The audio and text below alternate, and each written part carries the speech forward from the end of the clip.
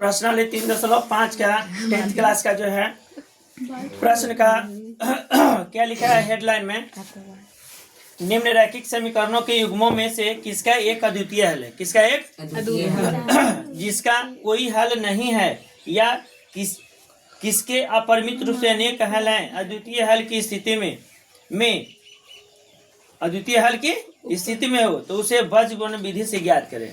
अद्वितीय हल की स्थिति में हो, जैसे कहता है निम्न रैखिक समीकरणों के युग्म में से किसका एक अद्वितीय हल है और किसका कोई हल नहीं है या किसके अपरिमित रूप से अनेक हल हैं।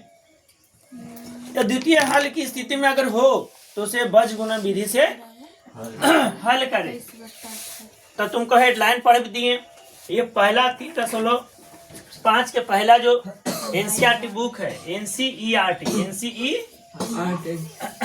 का जो बुक है, इसका प्रश्न नंबर जो है 10वीं वर्ग का पहला x minus 3y minus 3 is equal to 0 और 3x minus 9y minus 2 is equal to 0 अगर अद्वितीय हल है तो इस कोचिंग में बीजगणित विधि से हल करना है। ठीक है, तो हम अद्वितीय हल अगर होगा तब तो कैसे अद्वितीय हल इसको हम निकालेंगे। तो देखो भैया यहाँ पे से हल बता रहे हैं, साफ साफ देख लेना कि a बराबर a1 बराबर 1 अब b1 बराबर -3 और c1 बराबर -3 और a2 बराबर कितना 3 और b2 बराबर -9 और c2 बराबर -2। ये समझ आया इतना।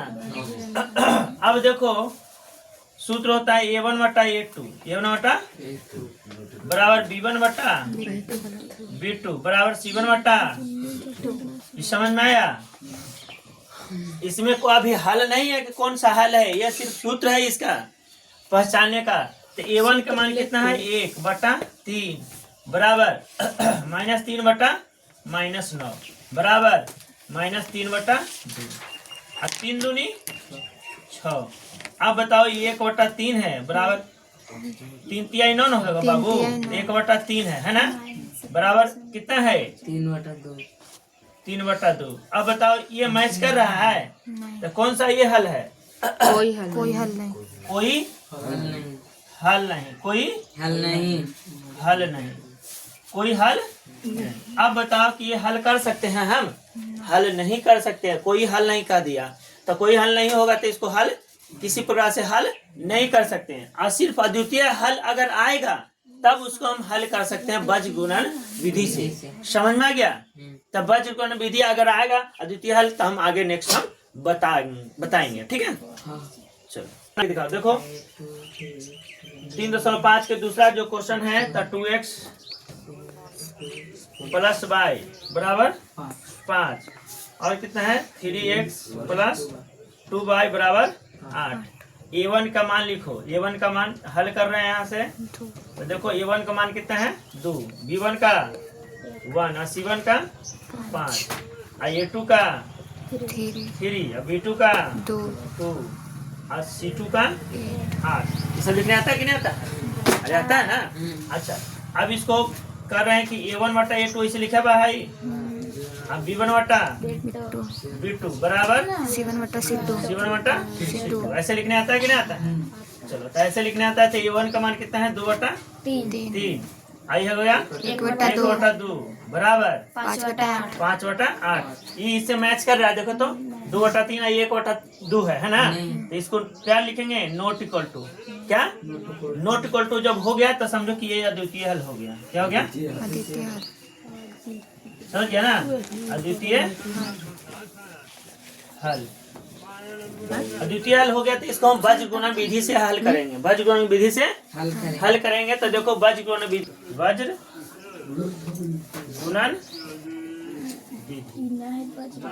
तो देखो बीजगणित विधि इसका सूत्र है, तुमको बता रहे हैं। देखो सूत्र क्या है यहाँ बीजगणित के, तो x बटा b1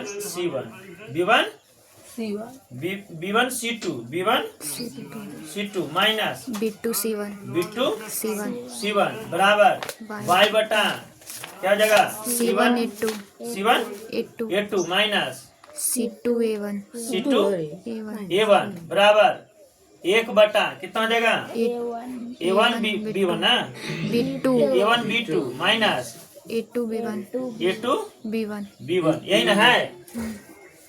अब देखो A1 और B1 का जो मान है यहाँ पर ये देखो ये जो घेरा हुआ है समझिए। अब देखो x बटा कितना है A1 B1 का मान कितना है देखो B1 का मान यहाँ है B1 का मान 1 है ना तो 1 गुना और C2 का मान कितना है देखो C2 का मान कहाँ है यहाँ 8 देंगे ना दिखाते जाना।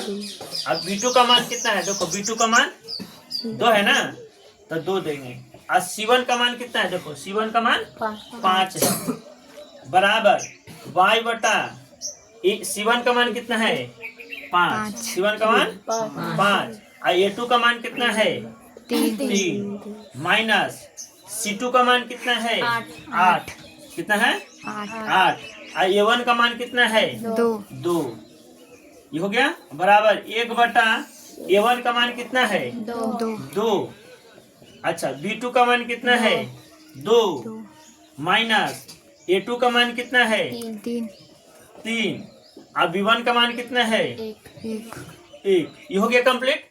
अब इसको कैलकुलेशन करना है। कैलकुलेशन करना गुना भागा जो भी है तुमको करना है।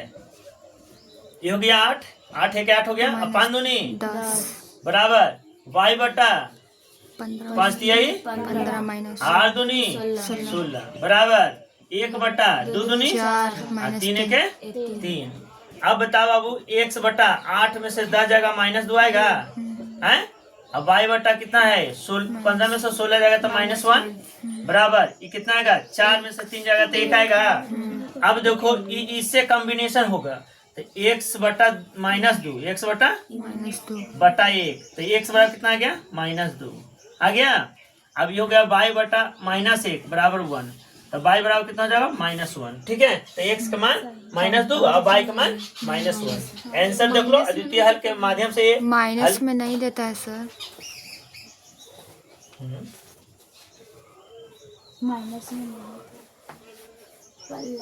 प्लस में दे रहा अरे कि ये इक्वेशन जो है हमको करोगे 2x प्लस y माइनस 5 और 3x plus 2y minus 8 equal to 0 इस प्रकार से लिखोगे।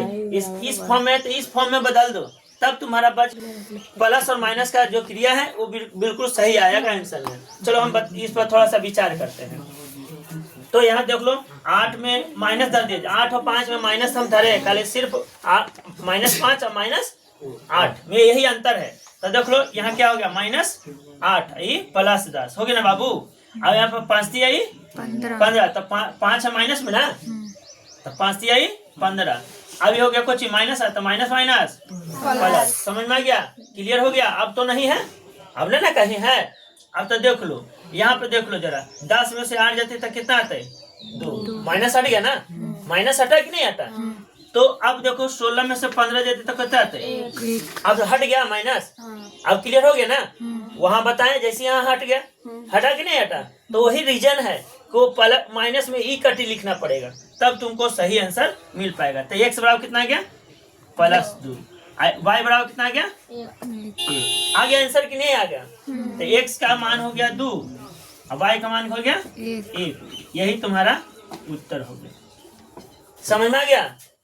अरे समझ में आ गया सबको नहीं समझ में कहाँ समझ में आया ये बताओ।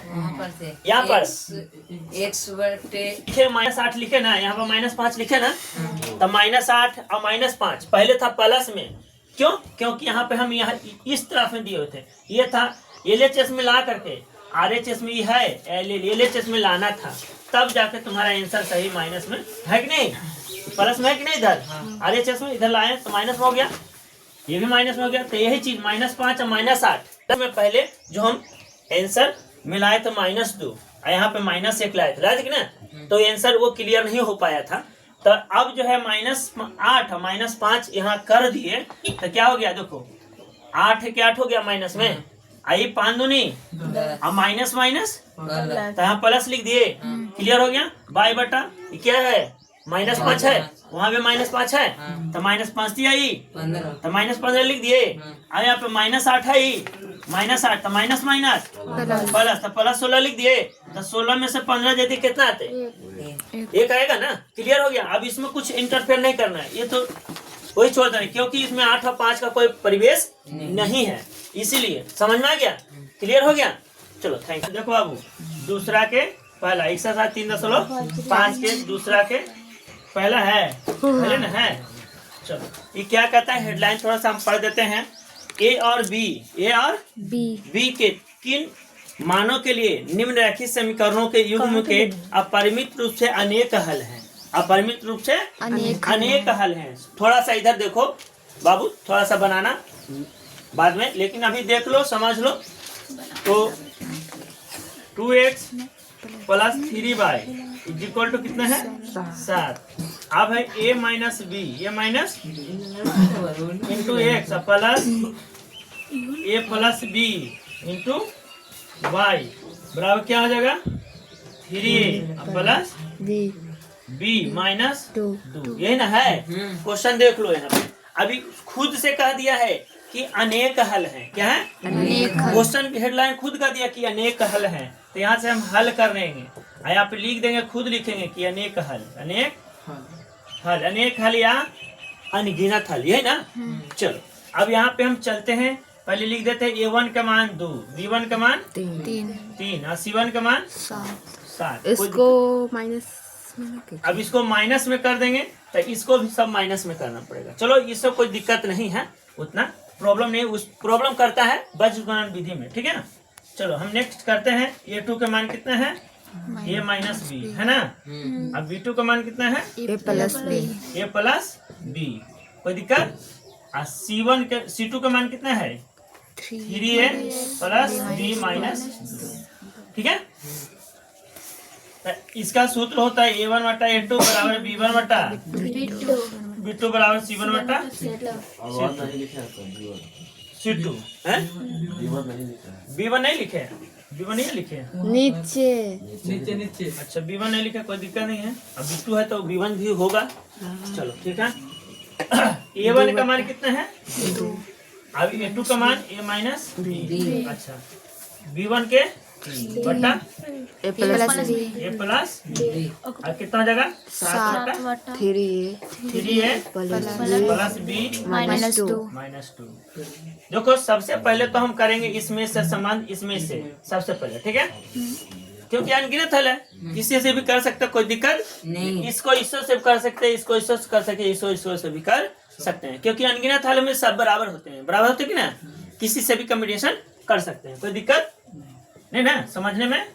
तो 2/A - b है ना, बराबर 3/A + b। अब इसको क्रॉस गुना करेंगे इसमें से, तो 2 इंटू कितना हो जाएगा?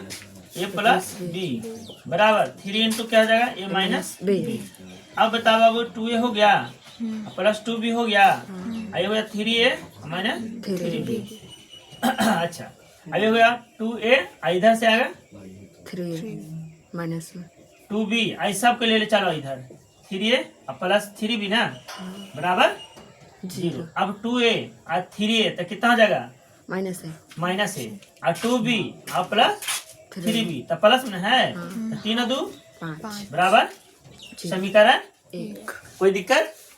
अब इसमें इससे कर दो, चाहे इसमें इससे कर दो। तब हम आते हैं, हम करते हैं मैया थोड़ा सा। मान लीजिए 3 क्या कर दे? A + b है ना मैया, बराबर 7/3a + b और माइनस। कोई दिक्कत?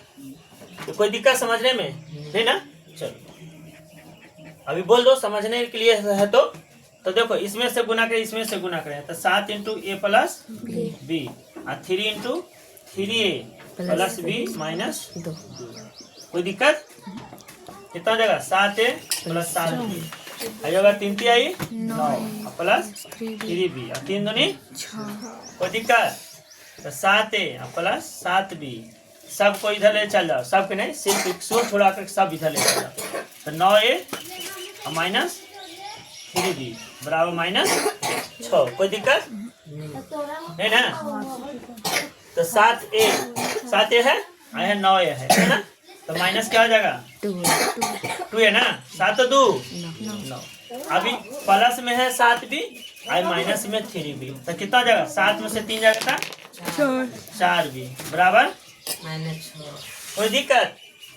चलो नहीं दिक्कत है तो माइनस में 2 कॉमन हम ले करके ए और माइनस लिए ना, माइनस कॉमन ले लिया तो प्लस माइनस है ना, तो 2 भी बराबर -6।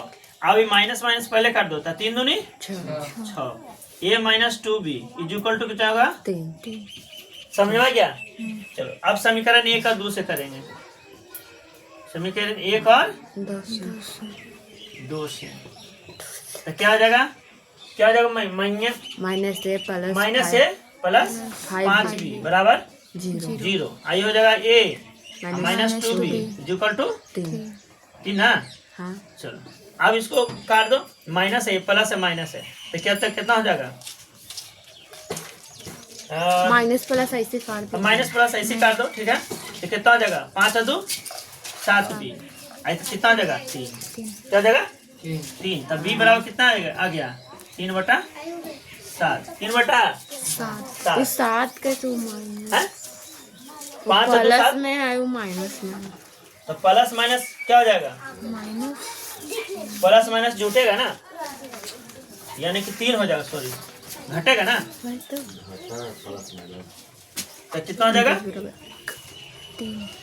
3 b बराबर 3/3 यानी कट जाएगा, तो b का मान कितना हो जाएगा? 1। समझ में आ गया? अब b का मान समीकरण 1 में देना, b का मान समीकरण 1 में देने पर तो b का मान समीकरण 1 में दे दो, तो 1 कहाँ है? देखो माइनस ए है प्लस 5 b है बराबर 0। b का मान हमको देना, तो ए प्लस 5 गुना 1 बराबर तो माइनस ए प्लस 5 बराबर तो माइनस ए बराबर -5। तो माइनस काट दो, तो ए का मान कितना आ गया? 5। तो ए का मान कितना आ गया? 5। ए का मान 5 और बी का मान 1। यही आंसर आ गया तुम्हारा। समझ में आ गया? क्लियर? समझ में आ गया? नहीं। कोची ना समझ में बोल।